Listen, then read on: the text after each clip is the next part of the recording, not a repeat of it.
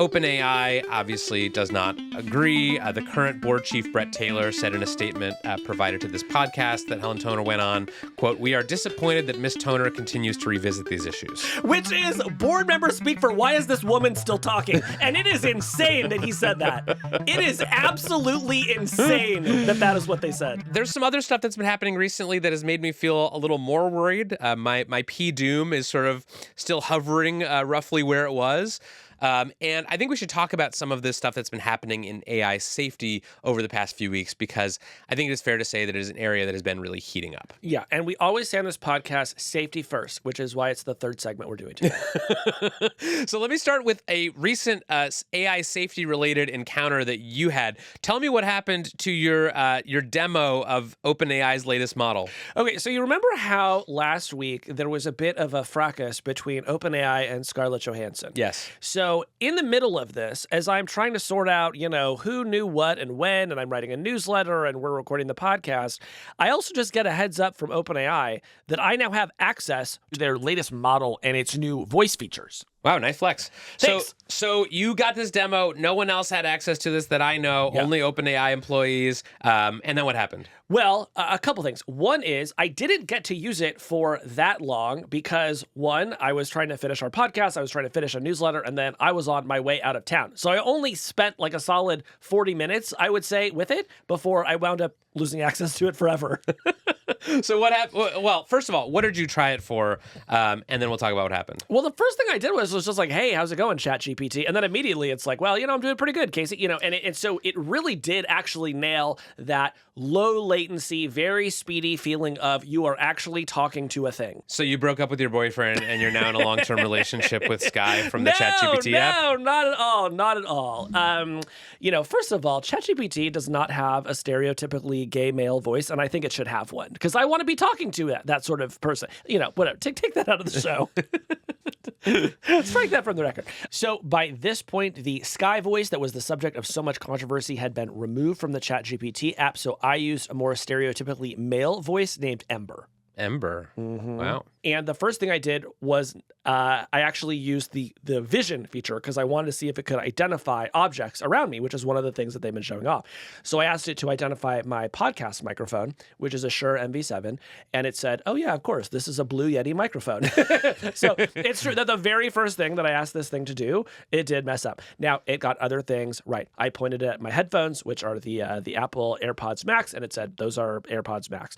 And I did a couple more things like that in my house, and I thought, okay, this thing can actually see objects and identify them. And then I put it through a bunch of other little miniature tests. And while my testing time was very limited, in that limited time, I did feel like it was starting to live up to that demo. What do you mean your testing time was limited?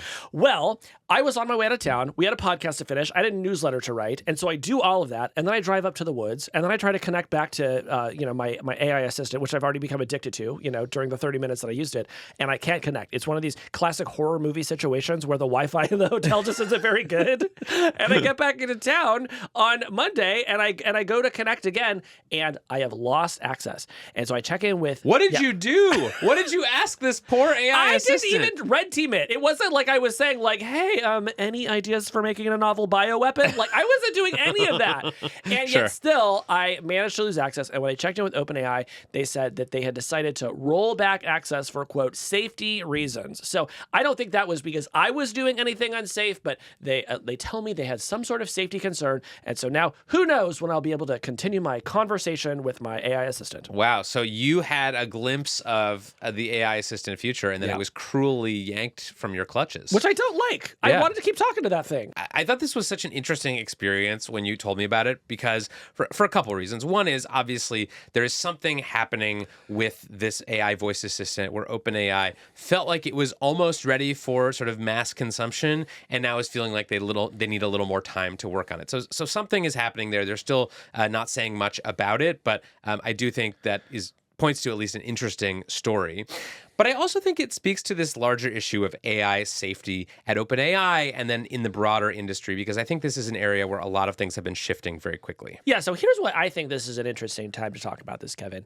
After Sam Altman was briefly fired as a CEO of OpenAI, I would say the folks that were aligned with this AI safety movement really got discredited, right? Because they refused to really say anything in detail about why they fired Altman, and they looked like they were a bunch of nerds who were like afraid of a ghost in the machine. And so they really lost a lot of credibility.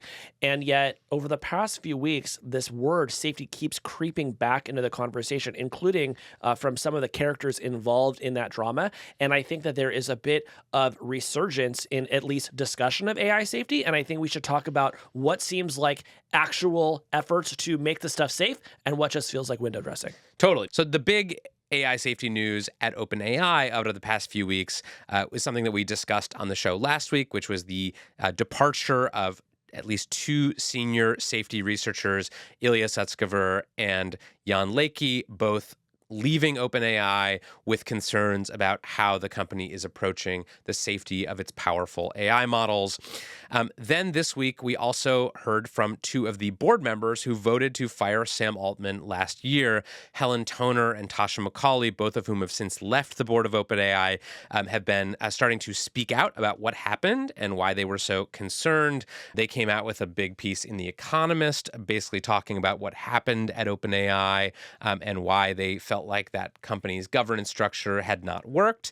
And then Helen Toner also went on a podcast to talk about some more specifics, including some ways that she felt like Sam Altman had misled her and the board and basically gave them no other choice but to fire him. And that's where that story actually gets interesting. Yeah. The thing that got a lot of attention was she said that OpenAI did not tell the board that they were going to launch ChatGPT, which, like, I'm not an expert in corporate governance, but I think if you're going to launch something, even if it's something that you don't expect will become, an earth-shattering, one of the fastest growing products in history, maybe you just give your board a little heads up. Maybe you shoot them an email saying, by the way, we're going to launch a chatbot. I have something to say about this. Yes. Because if OpenAI were a normal company, if it had just raised a bunch of venture capital and was not a nonprofit, I actually think the board would have been delighted that while they weren't even paying attention, this little rascal CEO goes out and releases this product that was built in a very short amount of time that winds up taking over the world, right? That's a very exciting thing.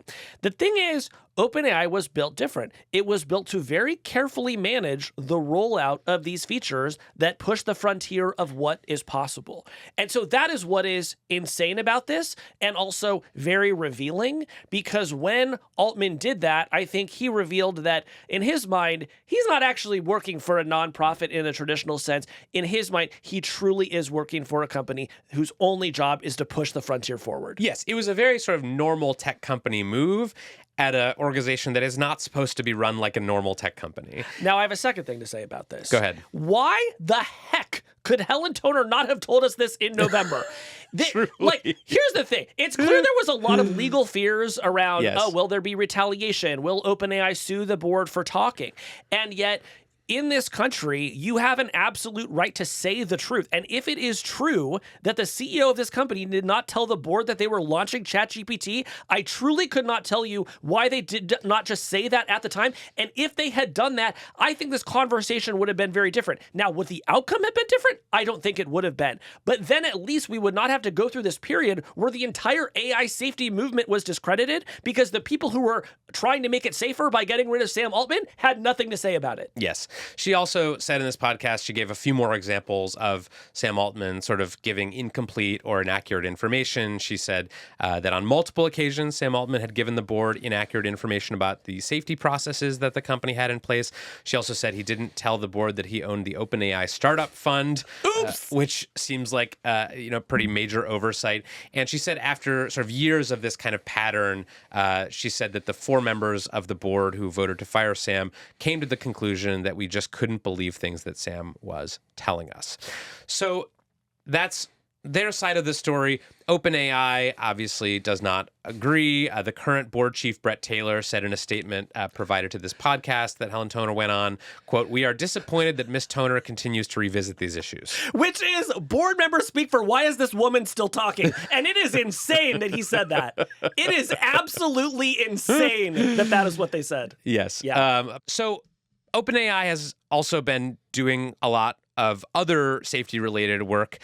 They announced recently that they are working on training their next big language model. This will be the successor to GPT-4. Which, can we just note how funny that timing is? That finally the board members are like, here's what was going off the rails a few months back. Here's the real backstory to what happened. And OpenAI says, one, please stop talking about this. And two, let us tell you about a little something called GPT-5. Yes, they are not slowing down one bit. They did also announce that they had formed a new safety and security committee that will be responsible for making recommendations on critical safety and security decisions for all OpenAI projects. This safety and security committee will consist of a bunch of OpenAI executives and employees, including board members Brett Taylor, Adam D'Angelo, Nicole Seligman, and Sam Altman himself. So what did you make of that?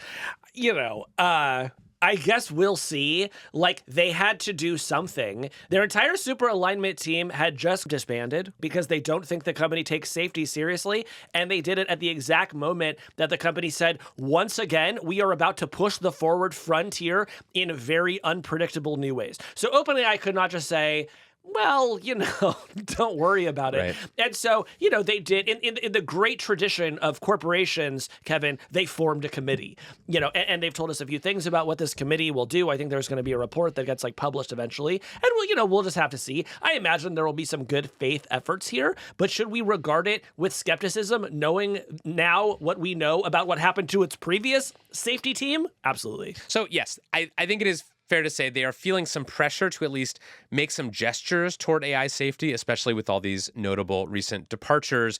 But if you are a person who did not think that Sam Altman was adequately invested in making AI safe, you are probably not going to be convinced by a new committee for AI safety on which Sam Altman is one of the highest ranking members. Correct. So that's what's happening at OpenAI, but I wanted to take our discussion a little bit broader than OpenAI because there's just been a lot happening in the field of AI safety that I want to run by you. So one of them is that Google DeepMind just released its own AI safety plan. They're calling this the Frontier Safety Framework, and this is a document that basically lays out the plans that Google DeepMind has for keeping these more powerful AI systems from becoming harmful. This is something that other labs have done as well, but this is sort of Google DeepMind's biggest play in this space in recent months. There was also a big AI safety summit in Seoul, South Korea earlier this month, where 16 of the leading AI companies made a series of voluntary pledges called the Frontier AI Safety Commitments that basically say we will develop these frontier models safely, we will red team and test them, we will even open them up to third-party evaluations so that other people can see if our models are safe or not before we release them. In the U.S., there's a new group called the Artificial Intelligence Safety Institute that just released its strategic vision and announced that a bunch of people, including some big-name AI safety researchers like Paul Christiano, who's a former OpenAI safety executive, will be involved in that. And there are some actual laws starting to crop up. There's a law that was passed in the California State Senate recently, SB 1047. That is, if you're keeping track at home, the Safe and Secure Innovation for Frontier Artificial Intelligence Models Act.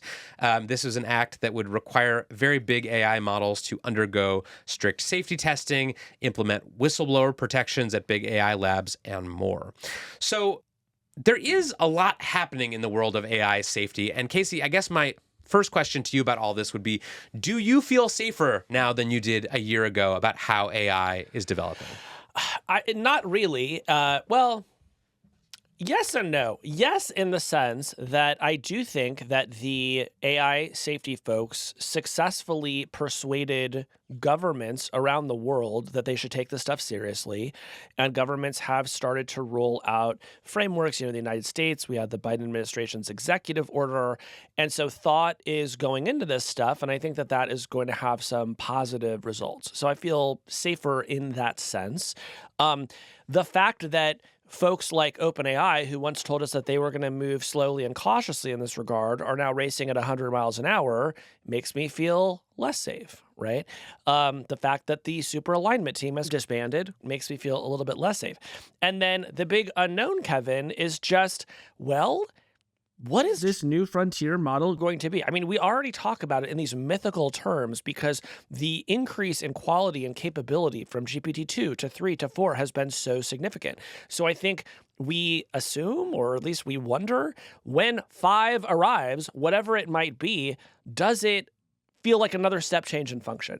And if it does, is it going to feel safe? Like, these are just questions that I can't answer. What do you think? Yeah, I mean, I think I am starting to feel a little bit more optimistic about the state of AI safety. I take your point that, it looks like at OpenAI specifically, there are a lot of people who feel like that company is not taking safety as seriously as it should. But I've actually been pleasantly surprised by how quickly and forcefully governments and sort of NGOs and multinational bodies like the UN have moved to start thinking and talking about AI. I mean, if you can remember, like there was a while where it felt like the only people who were actually taking AI safety seriously were like effective altruists and a few reporters and just a few science fiction fans. But now it feels like a sort of kitchen table issue that everyone is, I think, rightly concerned about. But I also just think like this is how you would kind of expect the world to look if we were, in fact, about to make some big breakthrough in AI that sort of led to a world-transforming type of artificial intelligence. You would expect our institutions to be getting a little jumpy and trying to pass laws and bills and get ahead of the next turn of the screw. You would expect these AI labs to start staffing up and making big gestures toward AI safety. And so I take this as a sign that things are continuing to progress and that we should expect the next class of models to be very powerful and maybe to that some of this stuff, which could look a little silly or maybe like an overreaction out of context, will ultimately make a lot more sense once we see what these labs are cooking up. Well, I look forward to that terrifying day. We'll tell you about it if the world still exists then. Hey, that's the end of this clip. If you liked what you saw, head on over to our page and subscribe, and you can get the full podcast. We do a show like this almost every week on tech and the future. Head on over there now and subscribe.